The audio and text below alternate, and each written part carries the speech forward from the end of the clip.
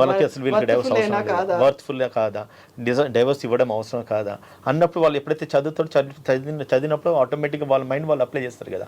And judge ఇప్పుడు మీరు ఇదివరకు అనే డిస్క్రిషనరీ పవర్, సో అప్పుడు వాళ్ళ పవర్ డిస్క్రిషనరీ పవర్ ఏందని అప్పుడు చూపిస్తారు డేట్ ఇచ్చే దాంట్లో, ఎప్పుడైనా డేట్లు వచ్చి వాళ్ళ వర్క్ ప్రెషర్ని బట్టి.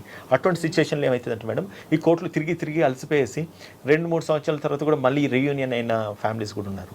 ఇంతెందుకు నాకు తెలిసిన నాకు క్లోజ్ ఫ్రెండ్ ఒక అడ్వకేట్ ఉన్నారు, 7 years or 8 years తర్వాత భార్యాభర్తలు విడిపోయినారు, ఒక బాబు. 7 years తర్వాత అడ్వకేట్స్ చెప్తున్నాను, ఎవరు కాదు. ఆఫ్టర్ 7 సంవత్సరాల తర్వాత కలిసిపోయి ఈరోజు హ్యాపీగా ఉన్నారు. Can you imagine?